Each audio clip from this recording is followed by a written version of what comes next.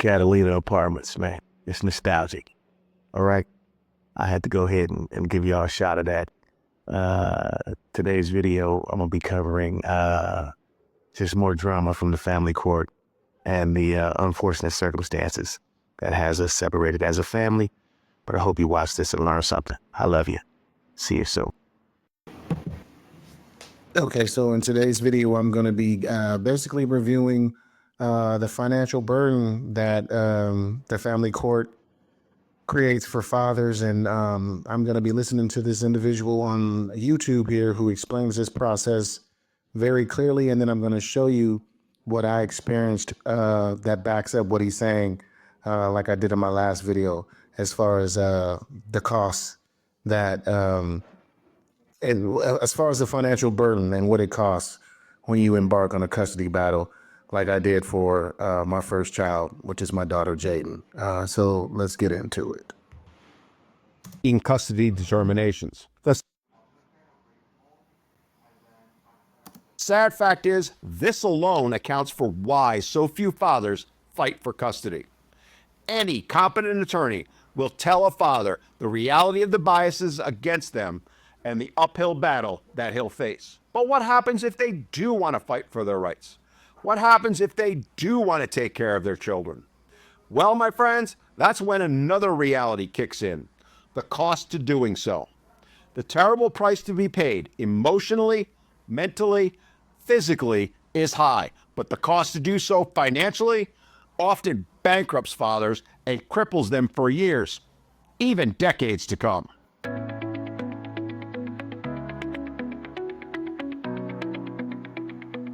The financial burden of a custody dispute is a significant barrier for fathers. Between legal fees, custody evaluations, and court-mandated mediation services, the charges quickly add up, making it difficult for fathers to sustain prolonged legal battles. Collectively, fathers in the United States spend billions of dollars annually fighting for custody or to maintain their visitation rights. Let me repeat that. Fathers spend billions of dollars every single year to remain fathers. Yet the belief of society, politicians, and the legal system is that fathers don't care about their children and are walking away from them in droves.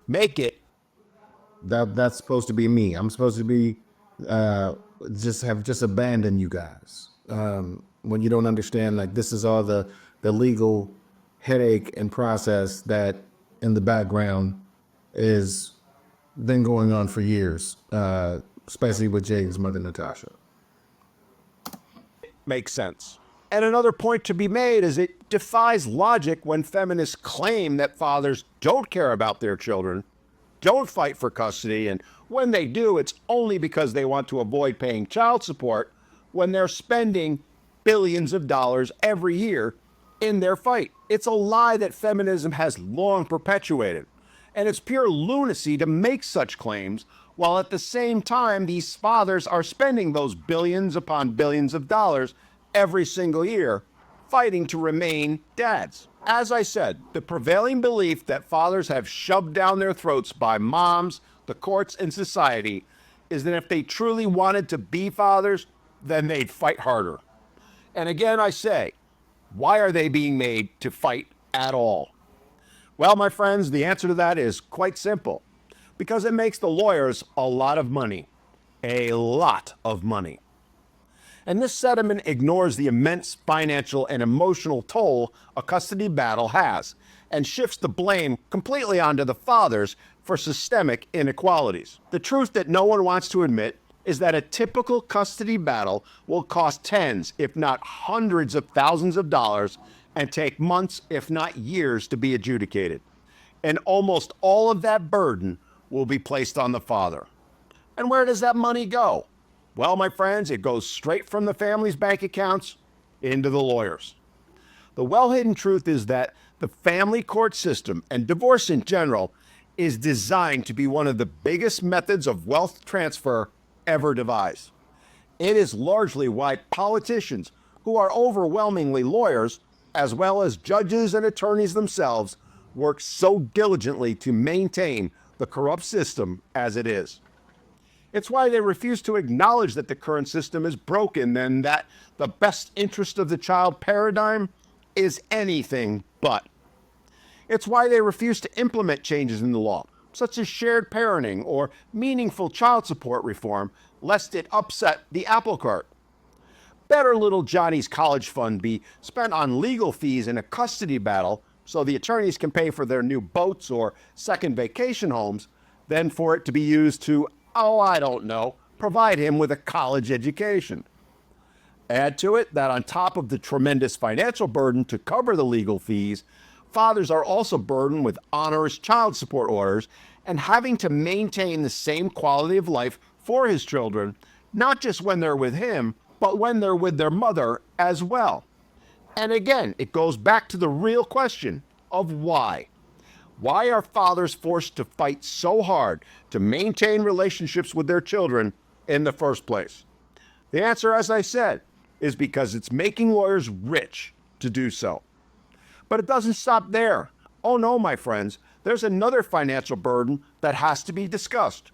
One that breaks the backs, literally and figuratively, for fathers. The infamous logic-defying belief that children shouldn't suffer any hardship after a divorce, that they should have the very same standard of living post-divorce that they had before. It is the defining reason and justification for child support and why it is set up the way that it is, as well as why who is best able to pay the highest amount of it. Well, that's the biggest factor that determines who will retain custody of the children. All right. So give me one moment. Let me pause here. Okay, so yes, so no, in this next segment, I'm going to be going into what it cost me for attorneys. So let's just get right into the information. Here's real life what it cost me in this process. Okay, so here's an email that I had with my first attorney, who I ended up firing. Her name was Lisa Reed. So this email is dated November 12, 2007. So she says, "Hi, Levante. This email will confirm my agreement regarding your outstanding bill of $4,162.06 in exchange for you making a payment in the amount of $1,500 by November 20th, 2007, and future payments of not less than $50 per month each and every month thereafter towards your currently outstanding bill to my office in the amount of $4,162.06. I will agree to reduce the total bill owing to $3,000. The remaining balance of $1,500 after payment of the first $1,500 will bear interest at 12%. So she was saying after I gave her $1,500, then after that, if I didn't pay it and if I didn't make a payment, then she was going to add 12% interest onto the second $1,500. If you miss a payment, then the entire remaining balance will be due immediately, and I will no longer agree to monthly payments. Please confirm via return email that this is our agreement. Now, here was my response. My response was, "Lisa, I've decided to take a risk and pay you in full the amount of $3,000 per the offer you extended to me from the invoice dated November 7th. I would also like to express my sincere and complete dissatisfaction with the services you provided. I think it is really sad and disheartening that you have chosen to instigate the financial aspect of your professional services with very minimal performance results. If I would have known that your main objective in the handling of my case was financial reward, I would have never retained you as my attorney. But a close friend had nothing but good things to say about your services." So like he said in the video, the lawyers are all in it for the money, and this woman proved it to me. I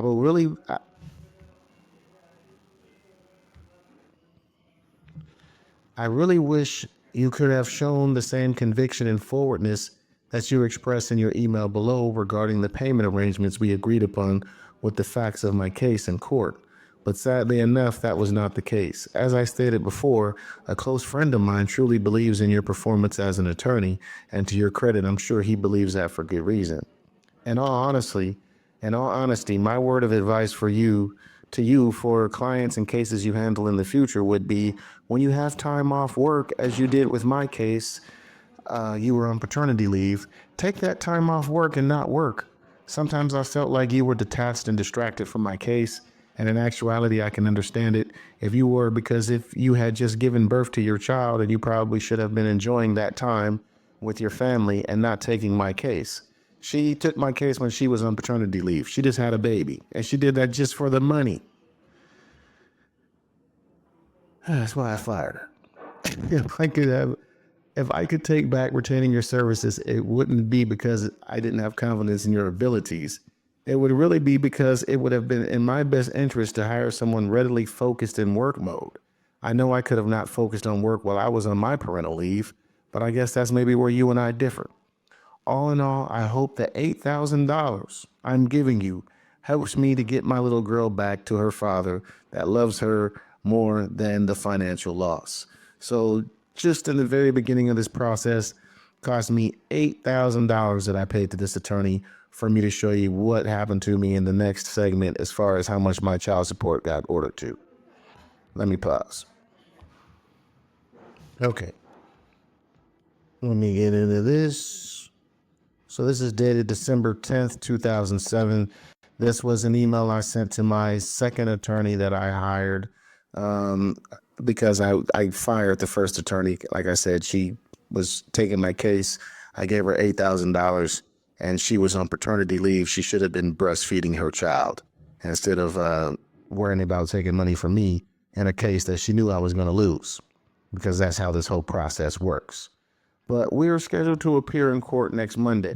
So I wanted to touch base with you and find out what you think will be covered during this hearing. I met with Bridget Llewellyn last Monday, and in my opinion, I got a good vibe from our meeting, and it seemed to have gone really well. Bridget had not heard from Natasha at all when we spoke last week. Bridget Llewellyn was what they call a guardian ad litem. This was another service that I had to retain, like the man said in the video. She was supposed to be like a mitigator that came and inspect Natasha's home and my home. And this is all part of this whole family court process. So I've been keeping current with my child support payments of $1,455.37. So in that hearing where that last attorney, after I paid her $8,000, my child support went from $600 a month in the very beginning to $1,400.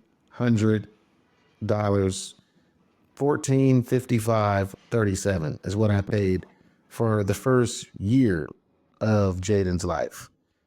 First year and a half. It wasn't until we went to trial that my child support got reduced down to $1,300, as I stated in the last video. So child support payments $1,455.37. But Natasha has been receiving assistance from a WIC program for all of Jaden's formula and rice cereal. I researched the eligibility requirements for WIC, and according to my calculations, her income coupled with my child support payments should exceed her being eligible for the program.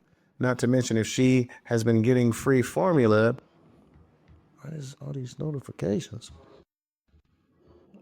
She's been getting free formula and food for Jaden, then what is she doing with the remaining child support payments after daycare is paid? I called a representative from the WIC office to report these findings today, so I hope to hear back from them over the next couple of days. I definitely want to make the court aware of such actions.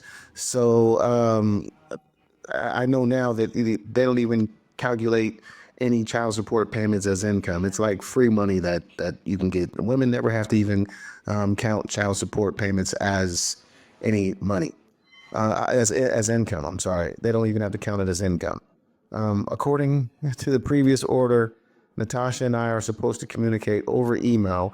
We've been text messaging more than emailing because she fails to respond to my emails in a timely manner.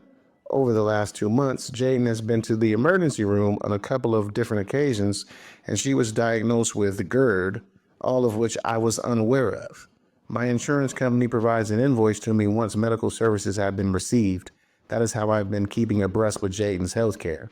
Basically, Natasha is not communicating with me effectively so that I'm aware of Jaden's health condition.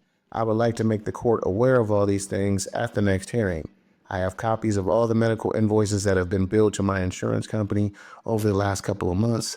If you need them, let me know what the next steps are, as well as what we should do to be approaching in the upcoming, should be our, as we are approaching in the upcoming hearing.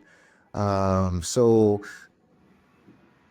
again, I told Jaden, I told you ever since you were a little girl. I know you're older now. I know you're 17, soon to be 18, but that's just why I'm trying to go ahead and let you know what's been going on behind the scenes here to, to help you heal from this dysfunction that's been going on within your between your parents ever since you were born, in the background. So I hope this helps to, clarify some things and whatnot. But, all the way back to when you were a little baby, like your mom wouldn't even communicate with me that she was taking you to the emergency room. This happened when she tried to take you to Detroit when you were like a month old and you got sick on the airplane and she had to take you to the emergency room in Detroit. Luckily, I provided medical insurance for you at that time. I don't think she had used that insurance for you in Detroit, but she was using the insurance that I was providing for you at this time when your father worked at Microsoft. So that's why it's very hurtful when you sit up here and, call me by my first name and treat me as if I'd never been in your life. And I've been fighting to be in your life, just like the man said in the video, like, which is absolutely ridiculous. As your father and the man who made you, why would I have to fight to have a relationship with my children? But let me pause and let's go into the next segment.